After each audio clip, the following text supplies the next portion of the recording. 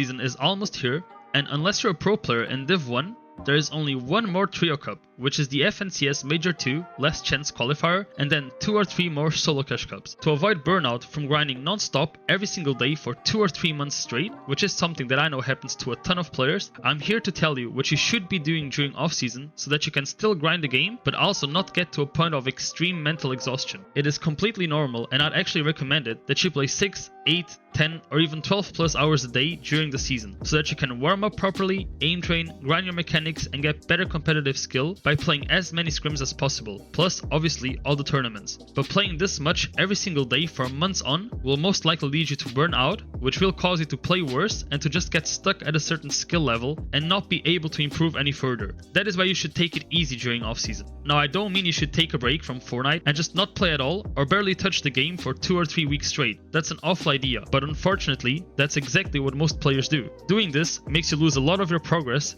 and means that when you do come back to the game, you're gonna have to grind until you're back at your current skill level, and only then will you start to improve beyond that. Instead, what you should be doing is, well, obviously play the game a lot less than during the season, but don't just stop playing it completely. Instead of 6 or 8 hours, just play 3 or 4. Practice most of your aim and mechanics like building or editing. Make sure to practice your aim a lot in aim trainers like Kovacs or aim labs, and even in creative maps like the mechanics training V5 or headshot only box fight maps. Practice your fighting skills a lot too. Play creative 1v1s like PGs or realistics, or even Zone Wars. Zone Wars is amazing for mechanical skill development. Play tokens and also play a lot of solo ranked, as solo ranked gives you the same input delay, FPS drops and ping that you will most likely get in tournaments. You can also play some scrims every now and then, some solo scrims, trio scrims, VOD review what you and your teammates are doing wrong, just don't play too much like you would in the middle of the season. Off-season is also the time to play other games with your friends, like Minecraft, Dead by Daylight, Phasmophobia, COD, Rainbow Six Siege,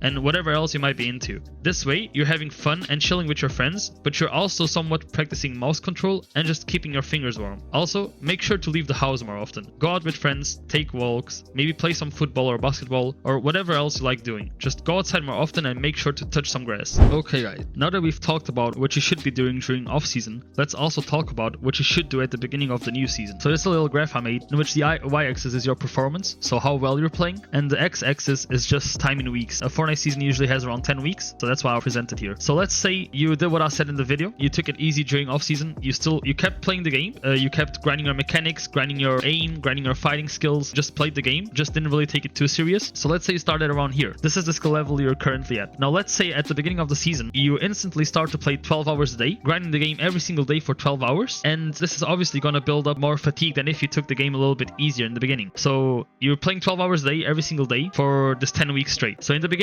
you're refreshed because you did what I said in the video and you took the off-season easy. So you're going to start improving quite a bit right in the beginning, You're going to feel some improvement right away. And when you get to around week 3 is when you're at your peak performance. So here you might actually be able to maintain it a little bit for week 4 and 5. And then you start declining because at this point you're really fatigued. And once it gets to week 8, you're already around the same performance you were at the beginning of the season. And from here to like the 9th week and 10th week, you won't be improving any further, and you won't also you might not get worse, but you can also not improve anymore because you're burned out, you're fatigued, and you're in need of a break. Now, instead of this, let's say you also did what I said. You took the off season quite easy. You still played, you still grinded a bit, but not as much as you would have during the season. And you start off by playing maybe, let's say 5 hours a week in the beginning.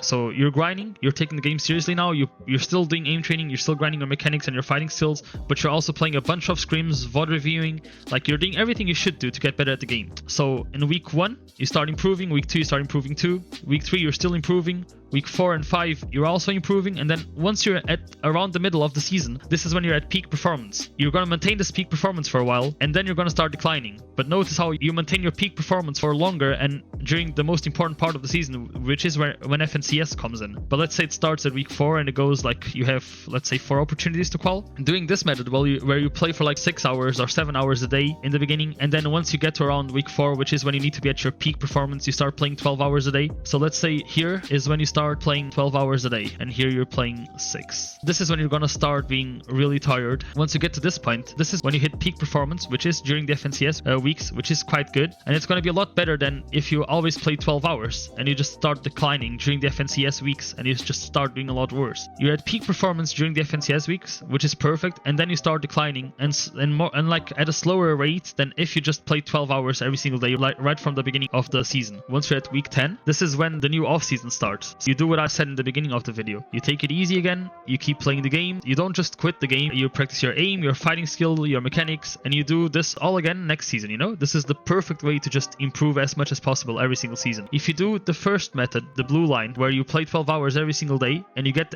by the end of the season completely burned out, during off season you won't be able to do what I said in the beginning of the video, because you really need to take a break. When you're burned out, this is the point where you actually have to take a break from the game. So that's when I would recommend you stop playing the game for 1 or 2 weeks. Just like do something else, go out with friends, be with your family, do some exercise, do something to get your mind off the game, stop playing the game completely for a week or 2, and then come back with a fresh mind and ready to like start learning again. And then do what I say here. Don't just play 12 hours a day every single day, because that's just gonna burn you out again. Getting burned out means that you have to stop playing for 2 weeks. So instead of starting at this point, you might like start over here, you know? And then if you do this, you're still gonna have the same improvement rate where you get to around here and then you're still better. But you see how it's lower than this, you know? If you started here, you would be improving and you would have like your peak level would have been over here, which is a lot higher than over here, right? This is why you shouldn't really be stopping in, like, you shouldn't really stop playing in off season. You should keep playing, keep grinding, so that you can still go up a bit, so that when the new season starts, you're starting over here and then just going like this instead of starting over here and then going like this. There's a big difference. But you know, if you're burned out, then this is what you need to do. You need to stop playing the game during off season and just start over here and then grind it up. And then at the end of the season, you take it easy, do what I said in the beginning of the video, and then you can start over here and keep improving. And that's what the pro players do. And this is how they can stay so consistent and so good, playing this much time every single day and throughout all these weeks and all the seasons. This is all I had for today, guys. So I hope you enjoyed it. And if you made it this far, comment off season so I'll know you watched the whole video. Also, if you're struggling with getting better at the game, you should watch this other video on 10 Fortnite tips and tricks I wish I knew sooner.